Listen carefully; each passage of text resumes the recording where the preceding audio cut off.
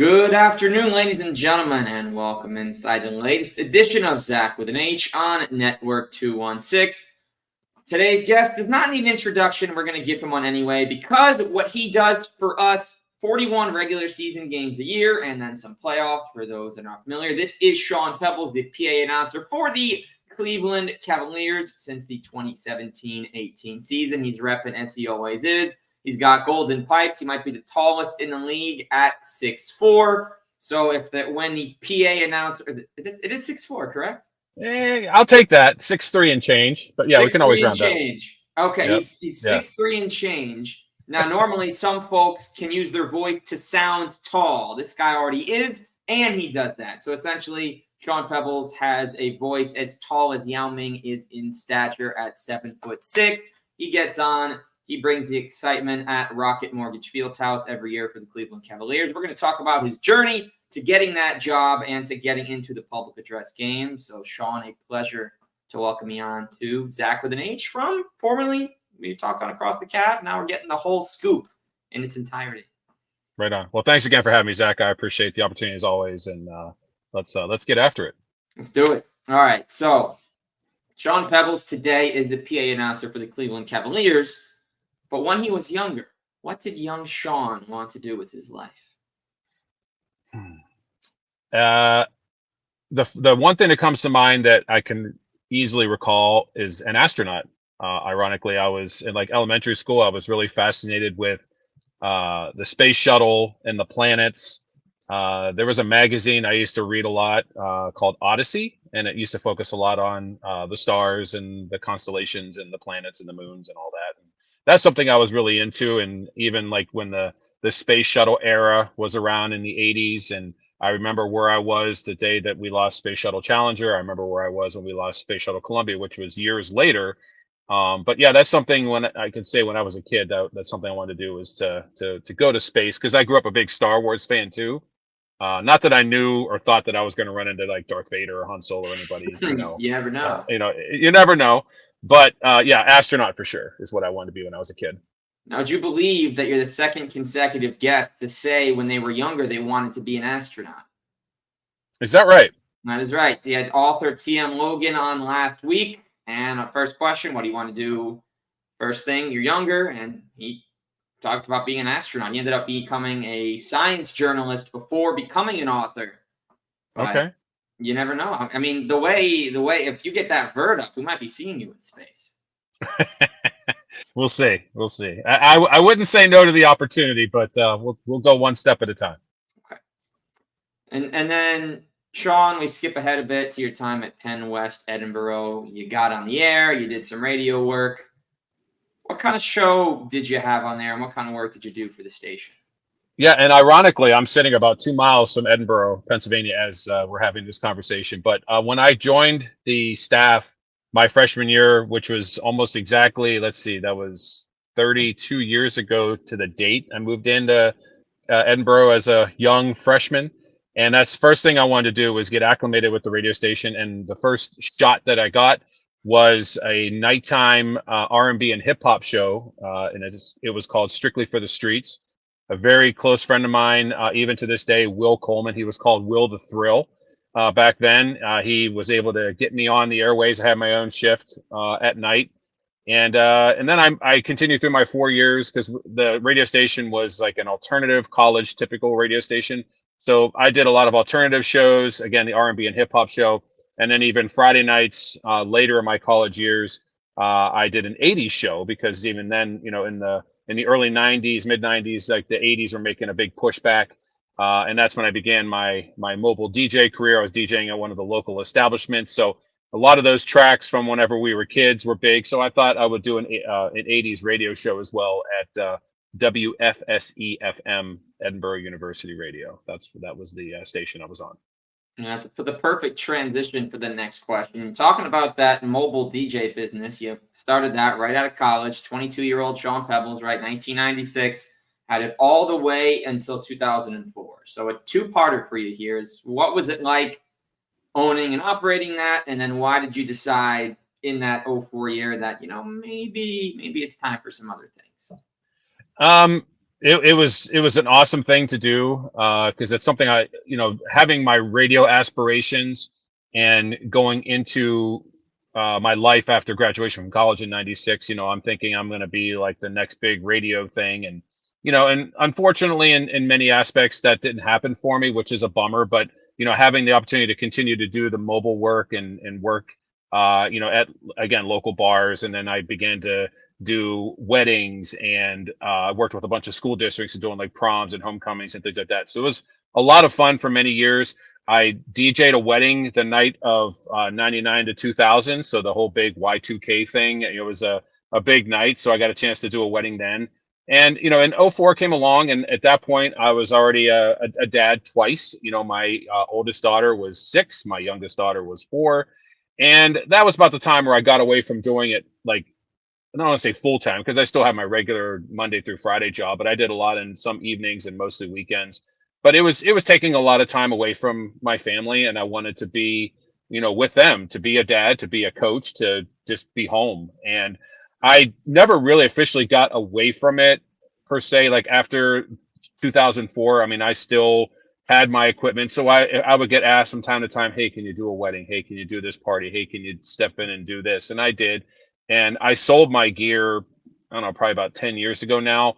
But I've still been close with some other DJs in the area, and I've been asked from time to time to step in and help them do a wedding, or a pirate ship, or just other events that I've had a chance to do over the years. It's still fun to dabble in from time to time, but physically, like, the equipment is so much lighter now. I wish it was that light from when I did it back then, because my back is still crying after all these years. But it's something I still love to do. I just don't do it to the degree I did up till '04. No, obviously you said your kids were pretty young at that time, but did they have any thoughts on DJ Pops? Yeah, because I would always be, doing stuff with music at home, and they'd be around, and both of my kids were involved in dance when they were little, and so it was fun to, to be playing music in the house. There was always something going on, and they would be dancing and running around, just being, little kids, and that was a fun time for them, and obviously a fun time for me as their dad. Let me fast forward a couple more years. We're up to 2009. For those that don't know, Sean, Erie, Pennsylvania guy through and through, correct? That's correct. 2009, you get the opportunity to go to the NBA D League, now, of course, called the G League, but to be the PA announcer for the Erie Bayhawks, a position that lasted for a couple of seasons. So, what was the process like for landing that? And how cool was it to say some names that we would eventually see on TNT, ESPN, and the big stage of the basketball world in the NBA? Yeah, so when the Bayhawks began in the 2008 2009 season, they were affiliated with the Cavaliers, which was pretty awesome. And I was in the middle of looking for a new sales position, because I've been doing sales as my day job for many years prior to that. And I was allowed to, well, not allowed, but I was brought on to the staff in their sales department in the early year of 2009. So I think around February. So that inaugural season was winding down, but I got a chance to work in the sales department through that off season, and then I got promoted full time that summer. Well, during season 2, so the 09-10 season, they needed me to fill in one evening to do a game on PA, and this was just a couple hours before the game. And they knew that I was a DJ. They knew that I was a Cavs fan. They knew that I knew basketball, so I was pretty much the only option that they had, given the circumstances of being a game day. So I stepped in and did it, and there wasn't many games left that season. But when the 2010-11 season started, that was my game night responsibility, to just be on public address, where prior to that, I would have to, sell seats and sell corporate packages and things like that. And now they thought, oh, okay, well, this guy can be our new announcer. So that was my game night job. And even after all the years had gone by, starting with my position in Cleveland with the Cavaliers, before the Bayhawks went away a couple years ago, I was still able to do a majority of the home games, on nights that the Cavs weren't home, just to still give me that opportunity to stay plugged into my, the community that I love and the community that I live in. And eventually the Bayhawks did absorb into, they're down in, I think they're with the Pelicans now, down in, I think they're in Mississippi, or I think they're in Mississippi. Yeah. What do you remember about that first game itself? You find out a couple hours before you're going to be the PA guy that night. You know, you got a 10-name starting lineup, all the hype, you got all the ads, everything else, entertainment going on. What do you remember about that game itself? And do you remember who won? I That's a great question. No, I need to look back at that. I don't remember. I'm pretty sure the Bayhawks won because back then they had some really really solid teams. And to be honest, there really wasn't much that I recalled about grasping like the moment because it all happened so fast. Now I'd been around the games enough to kind of get get the feel of how the starting lineups were going to be, how the game flow was, and again, I knew the game enough where I could feel comfortable in my own skin to call fouls and to do other things. Then it came to, okay, how do I put my own personal spin on announcing a home player when he scores or a visiting player whenever he scores. So as far as that first night goes, it's a blur, to be honest with you. I remember being obviously nervous because I hadn't really done anything of this magnitude because the D League is still an NBA level league. And I've never announced basketball in any level until that night. The only thing I had done prior to that in regards to any type of sporting event was a gymnastics meet at Edinburgh, and that was about 10 years earlier. So I was very green, very new, very raw at this, and I think that's really what enabled me to just kind of find my own voice, my own way, and my own personality in doing this. And obviously, we know the doors that it opened up since. Absolutely. And that takes us to our next question, something I'm very excited to hear about again, and I'm excited for everyone listening too as well. Olivier Cedro is the longtime PA announcer for the Cleveland Cavaliers. After the 16-17 season, he went over to Brooklyn, where he's been the announcer for the Nets ever since.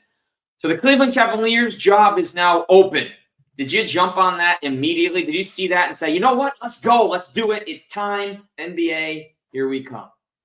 To tie the Bayhawks back into this, there was a family that were season ticket holders and sat courtside directly across from me, and their son is the one that messaged me about the position being open in Cleveland, and that was in mid-September of 2017. And it was kind of like that approach, like, you need to do this, you need to apply, this is yours, go and get it. And I was on the road with my youngest daughter. We were on our way home from a trip to Texas. Hurricane Harvey had just hit the Houston area, and we went down with a truck with a bunch of relief supplies and stuff like that. We were coming home and traveling through Memphis when I got that message from Anthony up in Erie about the position being open in Cleveland. So when I got home, I applied everything they were looking for. I checked all the boxes, and so I'm like, okay, well, I at least have what they're looking for. Now I'll cross my fingers and see if I can at least get a chance to do one audition over there in Cleveland, because nothing would have meant more to me than to get an opportunity to just sit at the scores table in front of a microphone and hear my voice inside of the building, even just one time. And so I got a chance to do one audition, and then I got invited back over to do a second audition. And then a few days after that, they gave me a call and were like, hey, we'd just like to get to know you a little bit more. And that conversation was on for about 30 minutes. And they ended the conversation with the final question being, would you accept the position to be the next public address announcer for the Cleveland Cavaliers? And that's pretty much the all-time moment for me. And here we are. That was we're approaching 7 years since that first message and the first audition and that moment when they offered the position to me, and getting ready to dip my toe into season number 8. In that moment, Sean, when they're finally asking you that ultimate question, you've been thinking about for such a long time. How can you kind of stay even keeled and say, yes, I'd love to, without coming across overly excited, almost scaring them with how excited you must have been internally in that moment? I think they already knew the answer was yes, just from the conversation. But yeah, just that rush of like, oh my gosh, it's actually happening. Like I finally get a chance to be somewhere that means so much to me. And and growing up a Cavs fan and going to so many games over the years, and the thought of, oh wow, I'm actually going to be a part of this now, was mind blowing. And there were a lot of tears shed. Everybody in my family and friends that are close to me knew how much that phone call meant to me and what this opportunity has meant to me, even to this day, and will for the rest of my life. And now you're coming into your 8th season, Sean. So how special has it been? You've been the voice of the team you grew up rooting for and loving. and now you've been synonymous with them for almost a decade. That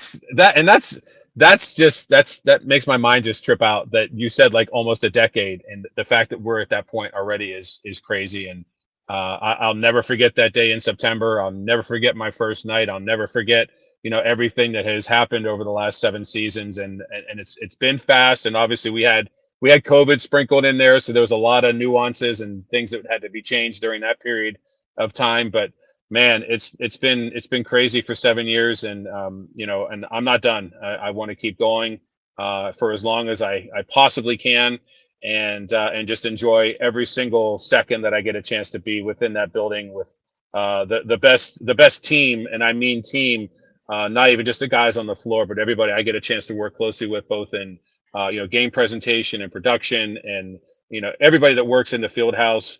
That's another family to me, and I'm so happy I get a chance to share all of these nights and days with them that have already happened, and the ones that are yet to come. And of course, I would be remiss to not go back to this point. You talk about that, and your first season, the Cavs still had a certain number 23 on the roster, LeBron James, now of course playing for the LA Lakers, was finishing up his second tenure in Cleveland, 4 straight trips to the finals. So just how special was it to get to see the kid from Akron on your home roster sheet, to get to say that name, to call that name for an entire season plus run to the finals in your inaugural NBA campaign? I have this hoodie on, but the goosebumps are real. I just remember sitting there that night on my first game, because I didn't get a chance to work a preseason game. My first Cavs game was opening night of October 17th of 2017 against Boston, and Kyrie's coming to town, and TNT is there. It's the start of the season, so there was a lot that was going through my head. And then just in a passing moment, you take your eyes off the stuff that's in front of you, and you just look up and look around. And then and you mentioned LeBron, and then back then we had Dwayne Wade, and we had Jay Crowder, and we had Kevin Love, and it's that Derrick and Rose, too. and Derrick Rose too was on that roster that first night. And when you really know you're in the moment when you look around and you see those guys, and then you look to your left and you have the green of the Boston Celtics, a team that I grew up watching when I was a kid, with Larry Bird and Kevin McHale and Jerry Sheesting and Danny Ainge, all those guys. And now I'm like, wow, this is actually happening, and the lights are bright, the music's on, the crowd and everything, and it's like, okay, they've entrusted me with this, and I'm gonna really make the most of this first night. It was extremely special, and the Cavs won, which made it even better. And 300 and whatever games later, and the truck is still going down the road. And a point you just reminded me of, and obviously may be hard to bring up, but if we're talking about that game, wasn't that the night that Gordon Hayward went down a couple minutes into his Celtics debut, kind of changed the trajectory of the Celtics and his career, which has now ended? He retired. So how do you handle something like that on your first game? Because I know in most cases you're really just calling for an official timeout, and what's happening on the court would happen for the play-by-play guys. So it'll be John and Austin. But how do you handle something like that, or even seeing it from so close up in that moment, especially in your first game? When that happened and I realized the severity of the injury that Gordon has sustained, the first thing I thought of was my oldest daughter, Kayla, who she was in attendance that night with the rest of my family, my wife, my 2 stepchildren, and my youngest daughter, Alexa. And Kayla was a big fan of Gordon throughout his times playing for Butler and his times playing for Utah. And so it was a big, and she had his Butler jersey on at the game that night. Everybody else is decked out in Cavs gear, and Kayla shows up in a Gordon Hayward Butler jersey. And so when he went down, and I realized, because how my close proximity to the situation, the first person I thought about was her, because I know how excited she was to see him play, and she'd seen him play before with Utah. But just that moment and the injury and how it just sucked the life out of the building, and the first person I thought of was my daughter. And me, like everybody else in the building, not really knowing how they were going to proceed with the situation on the floor with him. And it was something obviously you won't forget. And I feel awful for Gordon personally more than anything as a father and as a husband, that definitely was a career changing night for him in the worst way possible. But he had an amazing run, a fantastic career, and he's got so much to be proud of. But now he gets a chance to be, the next Gordon, and that's the dad, that's the husband, and whatever else he decides to do with his life, because he's still got a lot of great things ahead of him. For sure. Just I believe I don't think he's even hit 35 yet. So yeah, plenty of Yeah, life to be lived for Gordon Hayward. for Okay. sure. Yeah. Yep. So, Sean, there are 30 PA announcers in the NBA, 30 in Major League Baseball, 32 in the NFL, and hockey, I want to say we're at 32 with the addition of the Kraken and Vegas. So the question being, obviously, there's only 4 major leagues here, and of course we have the WNBA. You got some crossover with NBA and WNBA. There's only so many spots for those who really want to do PA, similar to broadcasters and other roles where every team has one of in each sport. What's your advice to those that want to try their hand at public address and maybe potentially even make a career out of it? I get asked this a lot, Zach, and the answer is, like, don't say no to opportunities. Go and make yourself known. I mean, we have so many social media channels now, and other places that you can seek out through groups on Facebook and things like that. There are opportunities out there. You can find things at your local high school, your local middle school, whatever can get you on a microphone in front of a crowd. And regardless if the crowd is 500, 5,000, 50,000, whatever that may be, it only takes one ear to listen and hear something that you do to really make a difference. Now, my situation was obviously a lot different than probably a lot of others. Other folks that get a chance to do announcing, whether for basketball, baseball, soccer, football, you name it. They work years and years and years and years, and I've been so lucky and so blessed that I literally got thrown into the fire. My first night in an NBA level game without doing an elementary school game or high school game, middle school, junior college, whatever. And so many things have opened up for me because of that. But I would just say don't say no, and just be active and be aggressive and networking with people and asking questions and taking a job that it might not pay with other than a Dr. Pepper and a hot dog. I mean, but you never know who's going to be in the seats listening to you. So be yourself, show up, be professional, do your thing. If you don't know, don't say it, and never be afraid to ask questions, because if you don't ask the question, the answer is always no. And I feel like that's advice that, and what's interesting, Sean, is you feel like a lot of people in all these different areas receive very similar advice. Go for it. Don't say no. And what's interesting, at least to me, and I think it would depend on who you ask, when someone close to you gives you advice, sometimes you may almost push it away because, they want to help you. They have to. But when you hear it from somebody that maybe you don't know as well, or someone you're networking with, it almost sounds like brand new advice, right, that you've never heard. And then as soon as you hear it from somebody in the industry already, it resonates maybe in a way that nothing would. And sometimes, right, that could be the push for somebody that they didn't know they needed. Right. And I'm always open. I get asked, not all the time, but often enough, that from people that want to get into it, or they're getting ready to graduate from school and this is something they really want to pursue further. And I'm open to having any type of conversation, or listening to an audio reel or watching a video reel that people have that they've produced, and like, hey, what are your thoughts on this? Am I doing this right? Is this too fast? Is this too slow? And that means a lot to me, that people entrust that to me to be a part of their journey and their growth. And I'm more than willing to be available for anybody anytime to help any way possible, because again, there's a bunch of other things that I've encountered in my life, other roads that I've tried to travel that didn't work out, but I didn't do it the way I should have. And I'm sitting here now saying, hey, this is how you should do it. But I'm just saying from experience, that put yourself out there and ask questions, and don't be afraid to step out of the box from time to time, because so many good things could be sitting on the other side of that door. You just have to turn the knob. Beautifully said. Could not have thought of a way to even try and say that any better. All right, Sean. To me, this is my favorite part of the show. Eighth episode here. Gonna get to some of your favorite things. None of these have anything to do with sports. They have nothing to do with the Cleveland Cavaliers or anything you do from 9 to 5, from 7 to 12, or any of these after hours. This is what happens when you are off the clock. So Okay. we're All gonna, right. all right, All right. starting out. I'm curious though, because the first question here we've had 4 out of 7 have said the same thing. What is your favorite food to cook? Favorite food to cook. I'm a spring and summertime cook guy. My wife does the stuff in the fall and the winter mainly. Anything from my grill or my smoker. Okay, you have a Honestly, specialty? yeah. Um, I love doing like briskets, and I do a killer meatloaf in my smoker, which is a favorite. I I love using it. I love doing stuff on my Blackstone, like stir fries and things like that.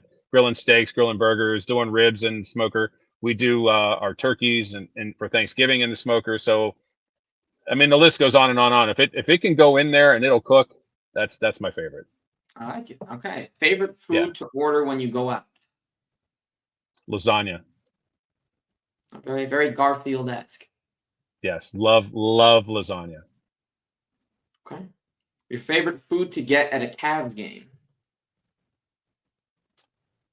Well, I usually don't eat when I'm there. That's fair. Yeah, and so if I go to the field house and as for a show or for a hockey game or something like that, there's some pretty good chicken tenders in the field house, so I'm a fan of the chicken tenders. I'm with that. Honestly, I have kind Yeah, of a whole list. I think I've had 5 or 6 NBA stadiums worth of chicken tenders, I think. So you got like a whole yeah, mini ranking system. But they're yeah. they're It's a good it's ones. it's a, it's a, it's a safe bet. It's a safe bet to have chicken tenders, and you know I. I go to like we were at the Little League World Series over the weekend, and so go to a ballpark. My mother-in-law's like, "I want a hot dog." I mean, if you go to a ball game, you want a hot dog. Go to arena. Some nachos. Cheese and salsa, jalapeno, Yep. and then some good chicken tenders. Are you a fan of the ice cream cups at basketball games? Or is that you think that should be left to baseball? Well, ice cream is tough with baseball, especially if you're sitting outside. I mean, I'm a fan of it. If Dippin' Dots, I'm a fan of Dippin' Dots. Oh yeah, Um, bring class yeah, nice little yeah, name drop. Throw back to the Dippin' Dots eras. yeah. Love me They some were Dippin' peak for a Dots. while. Yeah, yeah. But yeah, I mean, if ice cream's good anytime. Okay. Favorite book that you've ever read? Not much of a reader. Uh, Okay. sucks to say. My wife, however, she's the English one, but English teacher, for many years. But yeah, no, books are not for me. She's trying to get me to do some Shakespeare and stuff, but Okay. Yeah, yeah. yeah. Always some place to start. Now, are there any short books, any books you read to your kids when you were younger that maybe resonated? J.R. Smith and Matthew Dellavedova both published children's books, two names that you've gotten to say. Yes, I have. When they were little, it was like Dr. Seuss and Magic Schoolhouse and just some other like nursery rhyme books and things like that. Um, those come to mind, but nothing. Like I said, I know when I was a kid, like there was an Alfred Hitchcock book series, like I think they were called like the Three Investigators. So I was into that, and I mentioned earlier about the magazines about space travel and stuff when I was younger. But Okay. as an adult, I mean, I hate to say it, I mean, I'm almost too busy to read books. I'd rather just watch the movie and just get it over with. That's fair. That's a fair assessment. Yeah, There's two sides to each. That's a fair assessment. Now, my yeah. only other callback. Uh, did you mean Magic School Bus or Magic Treehouse? Because you said Magic Schoolhouse. That's the Oh, beautiful split. was it the Magic Treehouse?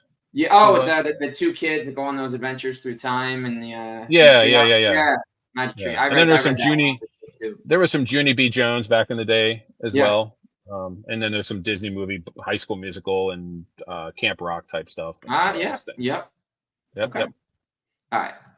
I was pretty trendy as a dad when my kids were younger, and I I try to believe be it. even still today. Yeah, I believe it. I believe it. We got yeah. two more for you here. Your favorite All right. movie and your favorite movie from your childhood. I guess it'd probably be Star Wars, from what you Mhm. said before.